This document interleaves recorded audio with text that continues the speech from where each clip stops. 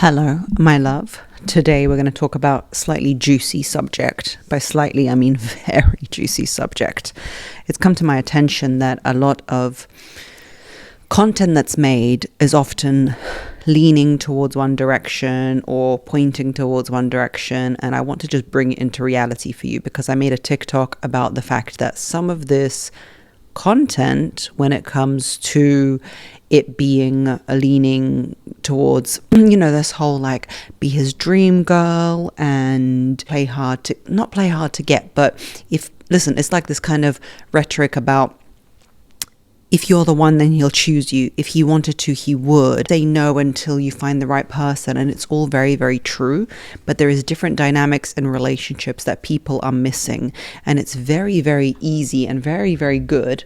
Let me land the plane. It's very easy and very, very good to let women know, set your standards, set your goals, set your boundaries. If he doesn't meet him, throw him in the bin. If he meets them, then good, without actually giving them the guide or the playbook to the kind of life they want to lead. And the problem with telling women to always level up, work harder, do better, become a better version of themselves, self-evolve and get to a certain standard, and then the man that wants you will find you, is that is not the recipe for success for everybody. There are different recipes for success for different people. And in the dating marketplace, which is what it is, because you go out there and love is great and I appreciate love, but you go out there and you have a certain standard for yourself or what you feel you can attract in a partner, depending on your age, depending on what you do, depending on how you feel about yourself and all these things, depending on if you want your kids and if you want to have kids and how old you are at the time, depends on what you will settle for as a woman. And that is just the truth, okay? So I want to give you a playbook, a reality, and a little look into maybe seeing it from a different angle. Because what you get told is you grow yourself to a certain level, you become the woman you want to be, and then you will attract the man who's meant to be for you. And if he's not attracted to you, and if he doesn't jump through certain hoops, then he's not the one for you. And that only works, that kind of black cat energy that we always talk about, or that kind of like just be this woman who is pursued, as you guys like to put it. I say chased just because that's the word that comes to me. The woman that is chased is a certain lifestyle that only fits to some women. You can afford to be the woman that is chased and pursued and takes her pick of any man she wants if, number one, you are not seriously, and I'm going to use the word desperate lightly, but if you're really not looking for a relationship, like you don't care if you have a relationship or not, and you kind of want to be single at the moment, then you can use this tactic of being the black cat, doing what you want to do. And if he pursues you, then great. And if he doesn't, then great also. And it's really good for the soul. It's like really good for anyone with anxious attachment to practice this, because essentially nobody is yours to own and nobody is yours to have forever. We are all born as ourselves and we all die as ourselves by ourselves. You know what I mean? It's a bit of a morbid way to see it, but it is true. You are you and you will be you, and that is it. And nobody else belongs to you. And the feeling of ownership over someone else would only cause anxiety and a feeling like you can't control someone. So when someone comes into your life, that's good. And if they can't be there forever, then that's okay. And it's just a part of living. It's like a stoicism that you need to practice.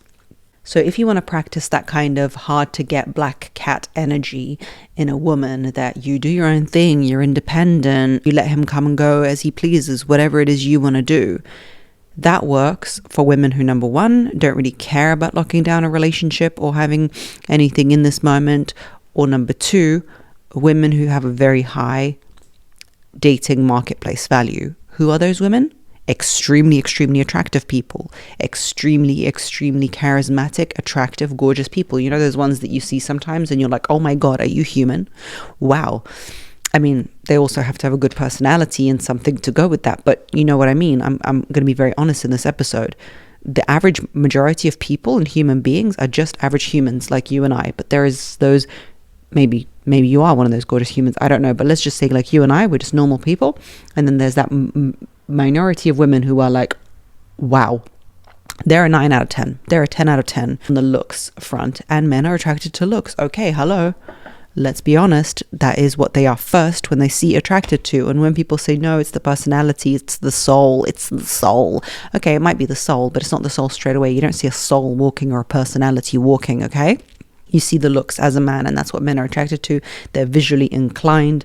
They're even visually inclined to, like, if you want to serve them a sandwich, if you wrap it in some aesthetic paper, they get very attracted to that. I know that's a weird thing to say, but like even setting tables and, lingerie, that's all very focused on men because that's how they are attracted, okay? The point of this being, if you are that attractive, you can play that long game of whoever comes to me, then they can come to me. The second type of person is the person who's really not looking for a relationship, and you really got to be sure that you're not looking for a relationship, that if you just let people chase you, that you're fine with that if you never get someone, okay? And number 3 is really young women, if you're 18, 19, 20. And that is not because I'm here to say some red pill thing like, oh yeah, young women are high value and women over 35 are not. No, I'm not saying that because I'm sensible and I'm talking to human beings, not numbers and numerical things. I'm talking real information, okay? I'm talking to real women. The reason that 18, 19, 20-year-olds can play the chase me if you want to, but I'm not bothered if you're not game, is because they've got time on their side. There's so many women I talk to who are late 20s, mid 30s, like 28 to 36 or something, that want to have children, and time pressure is like really knocking down their door. And if you are not there yet, and if you don't want kids and you think, oh yeah, that won't be me, that won't happen, it will happen, it is like the most magic thing I see. Women go through that and they're like, oh my God, I don't have the time. And the reason it's not comparative with men is because they can have children up until they're 60 if they want to. And no, it's not advisable. And no, they don't want to be an older dad and blah, blah, blah. And you're going to say all these reasons. But the reality is they can if they want to physically, and we can't. We have a shorter time frame. That is why our time is more precious.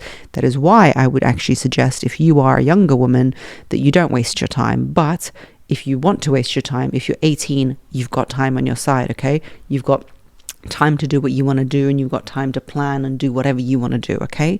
The point being, you are either A, not bothered about a relationship, B, extraordinarily good looking, so your marketplace value is so high that everybody would want you, and also you're an amazing person, and also you're skillful and amazing and wow. Or 3, you're very young. So you can walk around like a black cat and have people fall at your feet, and you can use that maneuver. The maneuver is essentially just being and attracting through the virtue of being.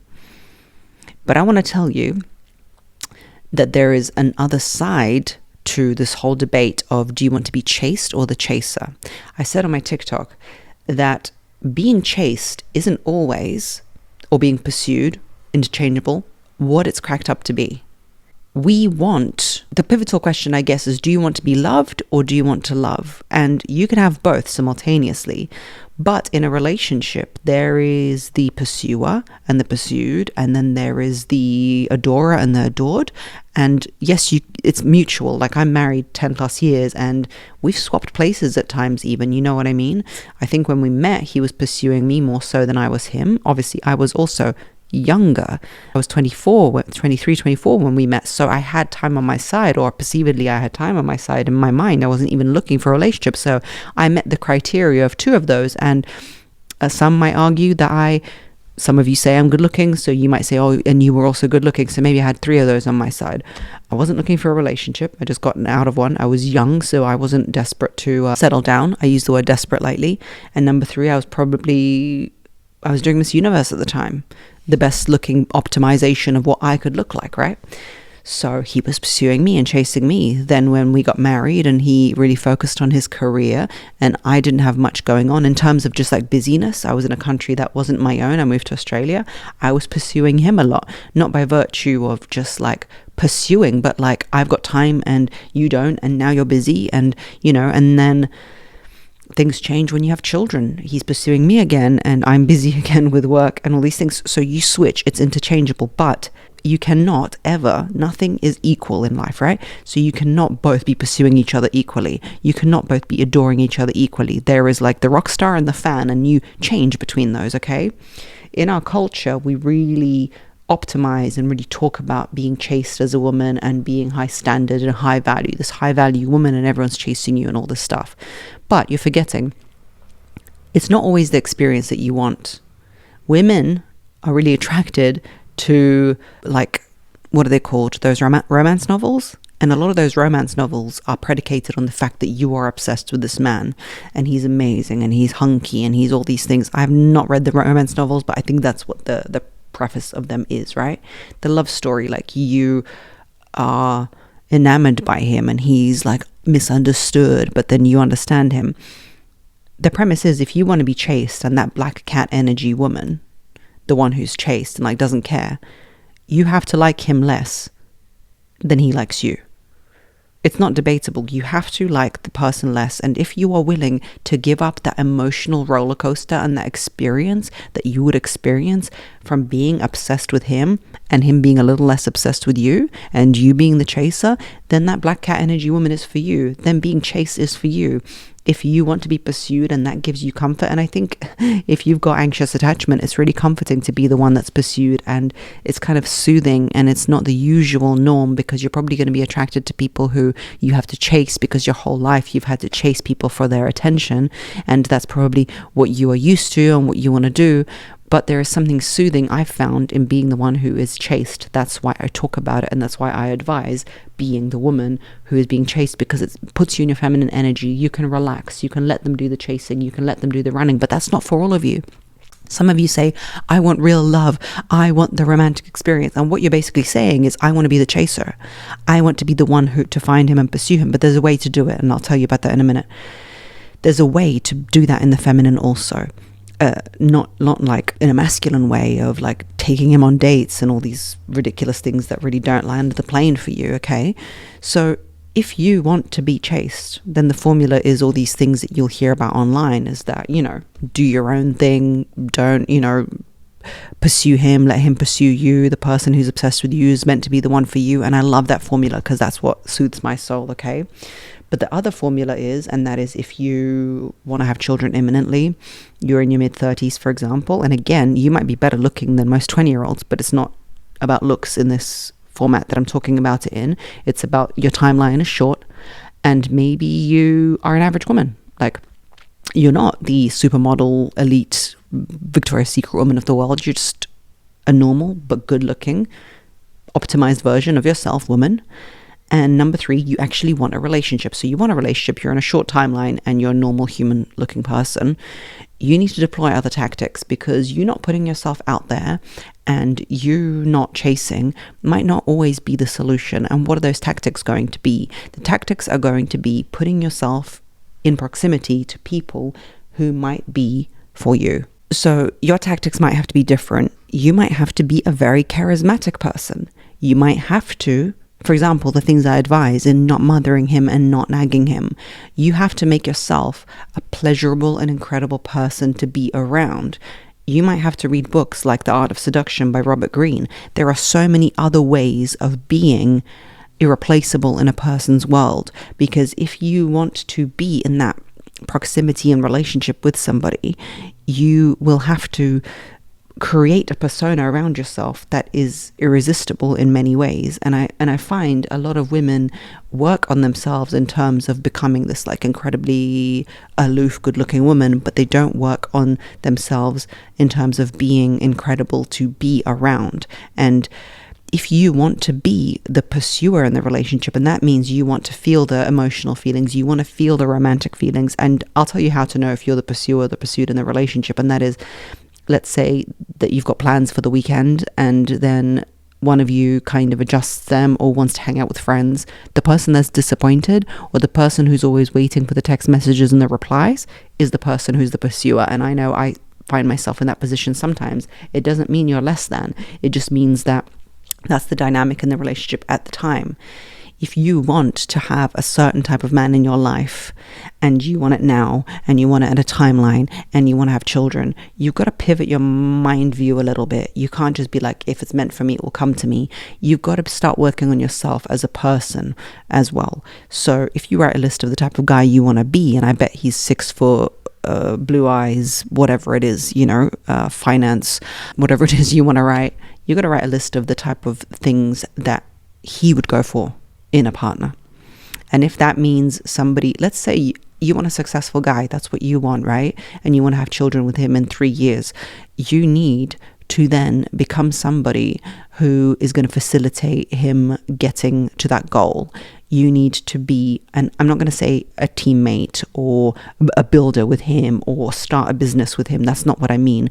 But you're going to need to not do his head in, essentially. You're going to need to be on that mission and trajectory with him, okay? You're going to need to have your goals aligned. You're going to need to have control of your emotions. You're going to need to, like I say, deploy those things like giving him freedom, accepting him for who he is. And I don't mean accepting a piece of shit who lies on the couch for who he is. But if you want a really high value man, and that is what you want, and you want to be the adorer in the relationship, and you want to be like, wow, that's him, that's my man, and you don't want to be the black cat who's adored, okay? You're going to need to bring something to the relationship. And that doesn't mean finances and being in your masculine. That doesn't mean pursuing him and taking him on dates, God forbid, and taking him out of his masculine. That might be you are very charismatic, you are very interesting for when he takes you to events, and also the key to the gate is making him feel powerful and known. And essentially what men want in the world, the reason they have their toys and the reason they have their things and the reason they want the house and this and that and the other, is to feel like they won at life. They feel like they won at life because they're the boy who's got the toys, right? And if you can help him feel like he's got that status in front of other people, you would have won, okay? So if you want it now and you're not going to lead with all these things that you might not have, and it's a hard pill to swallow, okay? Then you're going to need to bring other things to the relationship. And it's okay, is the message of the video, to be the one who is pursuing as a woman. Drop the handkerchief. Choose the man you want to be with. Make his life very easy. Make him seem and feel powerful in front of others. Help in his career by streamlining his life, and you will become irreplaceable to him. Understand what value you can bring, and don't consume content that's supposed to be like, no, he's supposed to chase you and that's all it's supposed to be. If you're comfortable in the role of the golden retriever, or the one who, as they say on TikTok, golden retriever, black cat, if you're comfortable being the one who's pursuing, then offer something that makes you irreplaceable.